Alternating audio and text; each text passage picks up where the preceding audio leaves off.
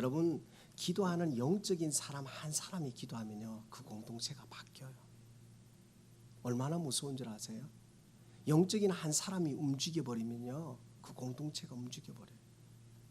지도자 한 사람이 하나님 앞에 붙들림 받으면 역사가 움직이는 거예요. 그런데 우리는 착각하는 거예요. 내가 주님 앞에 영적으로 바로 서 있지 못하고, 개가 그러잖아요. 꽃게가 옆으로 기우뚱하면서 자녀개한테 뭐래요? 똑바로 걸어라 하는데, 자기도 똑바로 못 걸으면서 똑바로 걸으라고 하잖아요. 저는 10대 때, 그것도 고등학교 때 수능을 다 망치고, 저는 모태신앙입니다. 모태신앙요. 여러분, 모태신앙이 뭔지 아세요?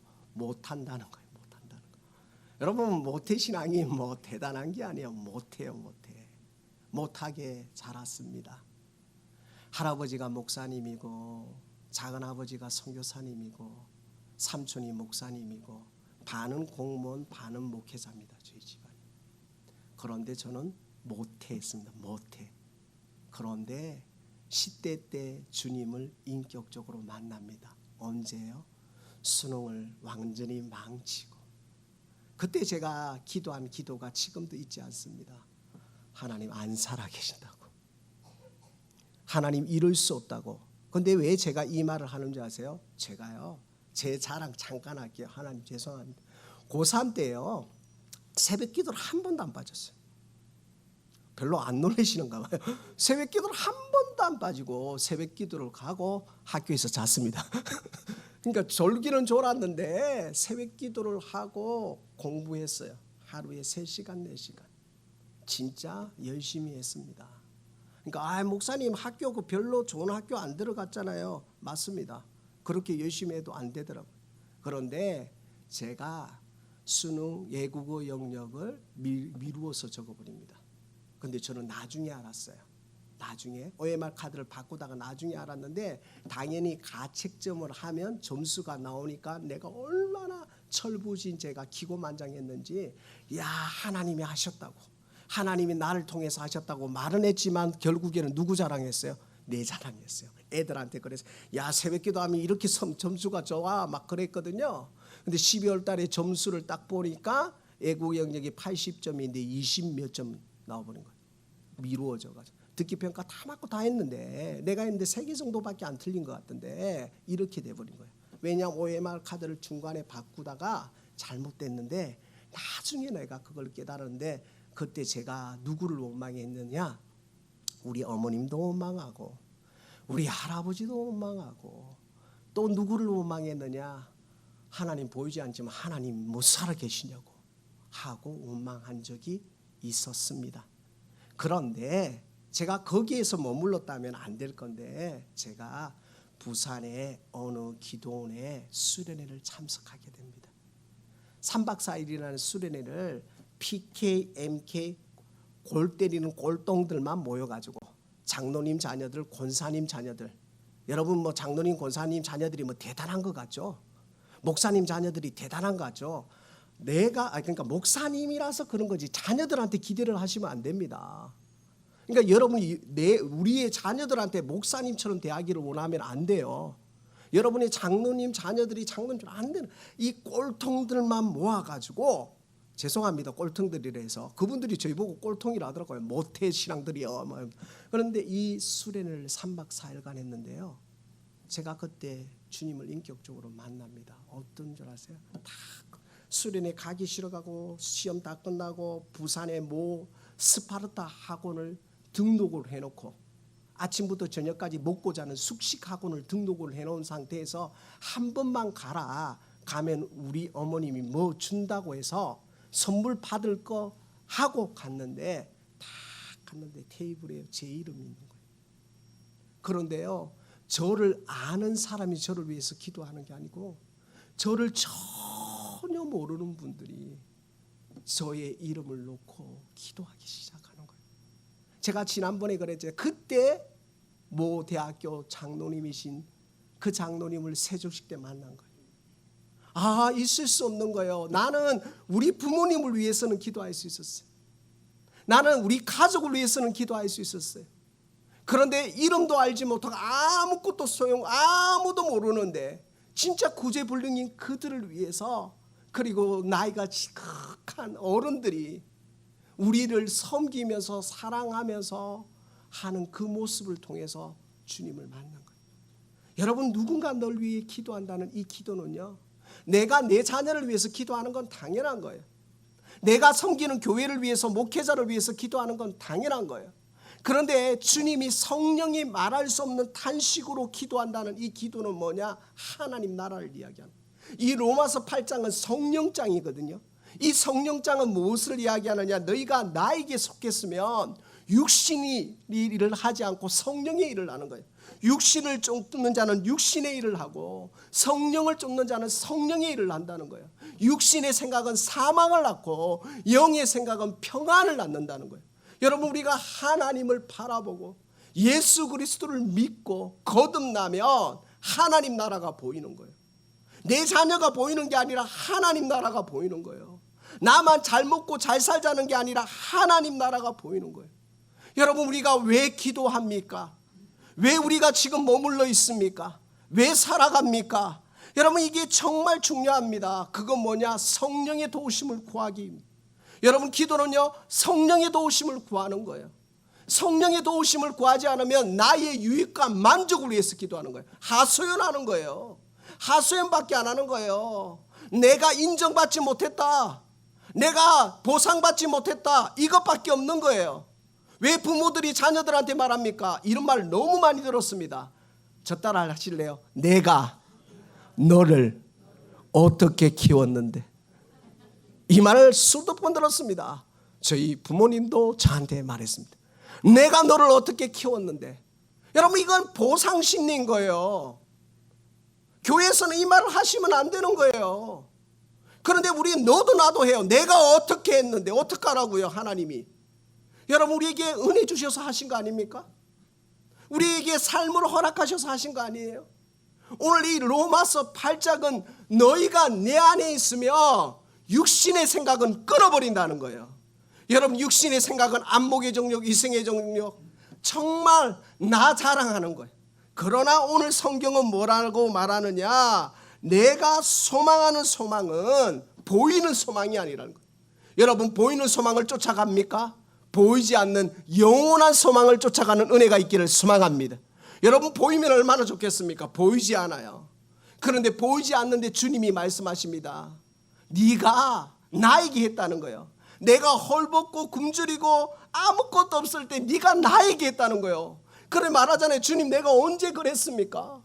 주님, 내가 언제 주님을 섬겼습니까? 말하는데 뭐예요? 내가 헐벗고 굶주리고, 즉 뭐냐? 하나님 앞에 코람되어 이웃을 향한 하나님이 보여지기를 소망합니다. 여러분, 그게 보여지는 거예요. 저는요, 선교를 많이 다녔습니다. 그런데 선교를 다니고 나서 배운 게 있습니다. 하나님이 하신다는 겁니다. 저희 선교팀은 모여서 하는 게 딱 한 가지입니다. 말씀 듣고 기도합니다. 그리고 말씀 듣고 기도하고 나서 원칙이 있습니다. 저희는 쇼핑을 하지 않습니다. 저희가 섬겼던 교회는 관광하지 않습니다. 꼭 선교 가면 관광합니다. 저희는 마지막 그냥 면세점에서 물건 사고 들어오는 게 끝입니다. 그리고 저희가 또 원칙이 있습니다. 선교를 할 때 우리 장로님 밥 사고 권사님 밥 사고 그러지 않습니다. 은혜대로 합니다. 그런데 이상하게도 3박 일주일간 음식이 다 채워집니다. 그러면 어떻게 될까요? 준비한 돈이 남았죠. 그러면 장로님 권사님하고 하루 전날에 같이 기도합니다. 이걸 어떻게 할까요? 교회로 가져가도 됩니다. 가지고 그냥 나누어도 됩니다. 왜? 자기들이 100만 원씩 했으니까. 그런데 기도합니다. 그리고 그 다음날 똑같이 동일하게 말합니다. 목사님, 우리 두고 오자고, 우리 드리고 오자고. 여러분, 성령의 기도는 테이크백이 아닙니다. 여러분, 명심하십시오. 하나님의 사람들은 테이크백을 하면 안 됩니다. 오른손이 하는 일이 왼손이 모르게 하는 거예요. 저희는요, 어느 권사님이 이런 말을 하셨습니다. 저도 지금도 기억합니다. 아, 목사님, 파송 선교사도 아닙니다. 여기가 우리는 협력 선교사에 잠깐 왔습니다. 파송 선교사님한테도 이렇게 하지 않았습니다. 목사님 이렇게 하면 교회에 문제가 생기지 않겠습니까? 교회가 역사가 있고 전통이 있고 이 담임 목사님한테 허락을 받아야 되지 않습니까? 이거 잘못되지 않습니까? 그러니까 내가 그러면 권사님 전화하십시오. 저는 담임 목사님 말씀에도 순종하지만 성령님께도 순종합니다. 여러분 그런 거 있으시잖아요. 신앙생활 하면서 그런 거 안 느끼셨어요? 막 성령님이 우리에게 말씀하시잖아요. 막 도와줘야 되겠다. 저분을 기도해야 되겠다. 내 있는 걸 줘야 되겠다. 그래서 막 주는데 막 어쩔 줄 모르는 거 있잖아요. 혹시 받을 때 상처받을까 싶어서 몰래 막 다 남을 통해서 주고. 제가 막 이렇게 막 딜리버리 너무 많이 했어요. 우리 장로님 권사님이 누구를 섬기는데 혹시라도 그 권사님 집사님이 상처받을까 싶어서 그냥 모르게 주는데 그거 약속 지킨다고 너무너무 힘들었어요. 왜 그럴까요? 내 안에 성령님이 있거든요. 내 안에 주님이 있거든요. 그러니까 주님이 있으니까 주님이 드러나야 되거든요. 내가 드러나면 안 되거든요. 왜 교회가 성경언급을 하는데 교회 이름으로 합니까? 내가 하면 나도 모르게 내가 드러나거든요. 그러니까 오늘 우리에게 무엇을 말씀하시느냐? 성령을 의지하라는 거예요. 오늘 무엇을 말씀하시느냐? 기도는요, 성령님을 구해야 된다는 거예요. 성령님을 구하지 않으면 어떻게 되느냐? 그냥 내 멋대로 신앙생활을 감정대로 하는 거예요. 내가 주고 싶으면 주고 내가 주기 싫으면 안 주고. 제가요 이 젊은 목사인데요 1년에 그래도 몇십만 불을 제가 결제를 했습니다. 그런데요 목사님이 그냥 믿고 장로님들이 믿고 맡기는 거예요. 그런데 얼마나 두렵고 떨리는 줄 아세요? 300교회를 결정하고 줘야 되거든요. 그럴 때마다요 하나님 앞에 묻습니다. 편지를 읽습니다. 무엇을 도와줘야 될까? 저는 얼굴도 모르고 이름도 모르고 목사님도 모릅니다. 그러나 이 교회를 섬겨야 된다면, 우리 교회가 사인을 해야 된다면 하나님 저에게 영감을 주시고, 남는 돈이 있는데 어떻게 흘려보내야 됩니까? 이게 우리의 사명 아닐까요? 오늘 우리에게 주시는 하나님의 메시지가 무엇입니까? 오늘 우리에게 말씀하시는 게 무엇입니까? 마음을 살피시는가? 성령의 생각을 안 하니? 여러분, 우리의 영이 하나님께 열려있지 않으면 하나님을 보지 못하고 사람을 보게 되는 줄 믿습니다. 여러분, 사람을 보는 게 신앙생활이 아닙니다. 하나님을 보셔야 되는 줄 믿습니다. 하나님을 보고 하는 거예요. 그래서 나는 우리 장로님, 우리 권사님을 보면서 깜짝깜짝 놀래요. 왜요? 자기가 하는 것 같이 안 하려고 어떤 사람 통해서 막 하는 거예요. 그리고 막 그냥 드러나지 않으려고, 하나님 드러내려고 하는 그 발버둥치는 그 귀한 모습, 그것이 하나님 나라를 세워가는 것인 줄 믿습니다. 사랑하는 귀한 성도 여러분, 오늘 우리가 누군가 널 위하여 기도한다는 건 그 누군가가 누구냐? 하나님 나라는 거예요. 이 하나님 나라를 구할 때에 내 의와 내 욕심과 내 만족을 위해 구하는 것이 아니라 성령님을 구하면서 믿음으로 나아가는 축복이 있기를 소망합니다. 서울의 유명한 교회, 진짜 부자 교회에 선교 훈련원이 있습니다. 그 교회에서 가서 제가 갔거든요. 깜짝 놀랐어요. 예를 들어 우크라이나를 가죠. 선교사님을 작정하고 안 갑니다. 그냥 우크라이나 땅에 떨어집니다. 그리고 그 팀들이 기도하고 선교지를 섬깁니다. 그리고 그 기도하고 감동되는 대로 돈 가지고 온 걸 섬기고 오버립니다. 놀라지 않습니까? 기도 편지 안 받아요. 선교 편지 안 받는다니까요. 그냥 막 사역 보고 안 받는다고, 사역 보고를. 그런 교회가 한국에 있어요. 얼마 줬으니까 얼마 해갖고 그림 그리고 사진 붙여서 보내라 안 한다고요. 왜요? 성령님의 이끌림 받아서 그냥 주일이 되니까 거기에 기도하다가 가까운 한인교회 가서 그냥 30명이 같이 예배드리고 헌금하고 오는 거예요. 그런데 그들의 역사가 일어나는 거예요. 그곳에 하나님의 운짐, 그 선교사님이 눈물 흘리며 기도한 거예요. 동서남북에 붙일 자를 돌라고 기도했는데 하나님이 그 일을 하시는 거예요. 사랑하는 귀한 성도 여러분, 성령님이 우리 교회를 이끄시기를 소망합니다. 성령님이 일하셔야 됩니다. 성령님이 우리를 정결하게 하셔야 됩니다. 성령님이 우리의 마음을 만지셔야 됩니다. 성령님이 우리의 생각을 만지셔야 됩니다. 성령님이 우리를 터치하시 않으면 우리는 인간의 탑을 세우는 겁니다. 바벨 탑을 세우는 거예요. 많이 모인다고 하나님이 기뻐하는 게 아니에요. 적게 모인다고 하나님이 기뻐하는 게 아니에요. 하나님이 요구하시는 가장 중요한 것은 나의 마음의 중심에 성령님을 모시고 있는 사람, 사랑하는 귀한 성도 여러분, 성령님을 모시는 은혜가 우리 가운데 있기를 소망합니다. 그래서 오늘 우리의 삶에서 어떻게 하면 하나님의 소망을 이룰까? 오늘 이 말씀 8절, 로마서 8장 28절만 계속 외우잖아요. 하나님을 사랑하는 자 곧 그 뜻대로 부르심을 입은 자에게 모든 것이 합력하여 선을 이루라. 여기서 선은 하나님의 뜻입니다. 여러분이 그냥 여럿이 그냥 기분 좋게 모여서 하는 게 아니라, 여기서 선은 우리가 기도하는 이유가 무엇입니까? 하나님의 선이 이루어지는 거예요. 우리는 응답받으면 하나님이 살아계시다는 거예요. 아니에요. 응답은 하나님께 있습니다. 하나님은 반드시 응답하십니다. 그런데 어떻게 해요? 하나님의 뜻을 세우십니다. 저 따라합니다. 교회는 하나님의 뜻이 세워진다. 믿으십니까? 사람의 뜻이 세워지는 게 교회가 아니에요. 진정한 기도는 하나님의 선이 세워지는 거예요. 그래서 요셉이 고백하잖아요. 당신들은 나를 헤아려 하였으나 하나님은 그것을 선으로 바꾸사. 사랑하는 귀한 성도 여러분, 우리의 기도가 하나님 나라와 하나님의 뜻을 구하고 하나님 앞에 믿음으로 나아가는 축복이 있기를 소망합니다. 내 감정이 아니에요. 내 뜻이 아니라니까. 나는 이번에 북미의 목사님 더 좋은 사람, 내가 원하는 사람, 그게 아니라고요. 나는 이 찬양을 하고 싶은데 그게 아니고, 하나님의 뜻, 하나님의 선하심, 하나님 나라가 세워지는 것이 오늘 우리에게 말하는 로마서 8장인 줄 믿습니다. 성령이 일하시면 나라가 세워지는 줄 믿습니다. 성령이 일하시면 교회가 세워집니다. 성령이 일하시면 개인이 세워집니다. 사랑하는 귀한 성도 여러분, 오늘 우리가 성령님을 의지하면서 하나님의 뜻을 구하고, 하나님의 뜻을 구하는 믿음의 사람이 하나님의 도우심을 구하며 하나님 앞에 믿음으로 나아가는 축복이 우리 가운데 있기를 소망합니다. 여러분, 이 땅에서 영광을 구하시면 하늘의 영광은 없습니다. 이건 진리입니다. 여러분, 이 땅에서 영광을 받으시면 하나님의 영광은 없습니다. 여러분, 마태복음에 거저 받았으니 거저 주어라 하지 않습니까?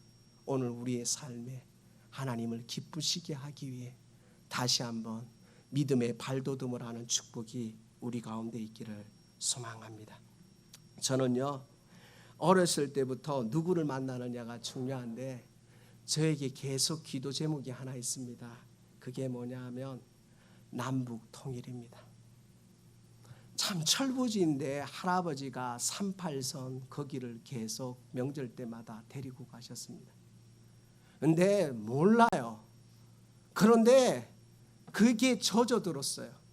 그런데 제가 누구를 통해서 이걸 깨닫고 눈물을 흘리기 시작하고 성도들한테 권면하고 기도하냐면 돌아가신 최춘선 할아버지입니다. 팔복으로 가난한 자는 복이 있나니, 이분 수련회 때 한번 보여드릴 거예요. 역사상 가장 큰 자비의 초대, 예수 십자가의 초대. 그 할아버지가 부자예요. 근데 통일이 안 됐다는 그 죄책감으로 백범 기구 선생님인가 6.25, 그러니까 유관순 여사와 그 기독교인들 33인이 나라의 독립을 놓고 기도하고, 그런데 독립하면 뭡니까? 남북이 갈라져 버린 거예요. 이 최춘선 할아버지를 영상으로 다큐멘터리로 촬영한 게 있습니다. 그런데 이 할아버지가, 저도 노숙자인 줄 알았어요. 저도 처음에 봤을 때 왜 이런 개짜 할아버지가 있지? 발이 완전 통통 붓고 동상이 걸리고 엉망진창이에요. 지하철에 갈 때마다 많은 사람들에게 말한다. 미스 코리아 유관순, 미스터 코리아 안중근, 이걸 외치면서 나라의 독립을 위해 외쳤던 최춘선 할아버지. 저는요, 그 할아버지를 이번 주 영상을 또 보면서 다짐했습니다. 여러분, 우리의 삶이 하나님 위에 다짐하는 거 아닐까요? 여러분, 죽어야 그 사람이 판명됩니다. 살아있는 사람을 간증하지 않습니다. 죽어야 열매 맺는 겁니다. 저는 그 최춘선 할아버지의 삶을 보면서, 여러분, 어느 나라도 남북 통일을 원하지 않습니다. 어느 나라도 진짜로요. 왜요? 경제적 이익과 갈등이 다 있거든요. 그런데 이 할아버지의 사명은 남북이 통일되어야 된다는 그 사명을 위해서 발버둥 치는 것처럼. 사랑하는 귀한 성도 여러분, 여러분의 사명은 무엇입니까? 여러분의 기도 제목은 무엇입니까? 여러분이 왜 이렇게 영육간의 강건함으로 장수의 복을 누리십니까? 여러분의 기도의 사명이 무엇입니까? 한번 되새김질하는 축복이 있기를 소망합니다. 미국의 좋은 환경에 사니까 내가 오래 사는 거다, 스트레스를 안 받으니까 오래 사는 거다, 그렇게 하나님 앞에 당당히 말씀하실 분 있으신가요? 여러분, 하나님 앞에 왜 우리의 사명이 무엇입니까? 왜 이 나라 이 민족을 위해서, 저는 어렸을 때요 기도원에 갔는데 화요일마다 구국철화를 하더라고요. 나라와 민족을 위해서 눈물을 흘리며 기도하더라고요. 나는 그게 이해가 안 됐어요. 그런데 제가 한국을 떠나보니까 한국은 봐도 눈물이라는 거예요. 그 분들은요 대통령 이름을 함부로 안 불렀어요. 대통령 때문에 하나님이 세우셨다는 위정자를 놓고 눈물을 흘리면서 부르짖고 기도하더라고요. 그런데 그 기도가 사라지고 있습니다. 왜요? 성령의 시대가 꺼져가고 있거든요. 사랑하는 귀한 성도 여러분, 성령의 시대만이 부흥이 일어나는 줄 믿습니다. 성령의 시대만이 회복이 일어나는 줄 믿습니다. 여러분, 우리가 그것을 위해서 기도에 불길을 붙이는 축복이 저와 여러분 가운데 있기를 소망합니다.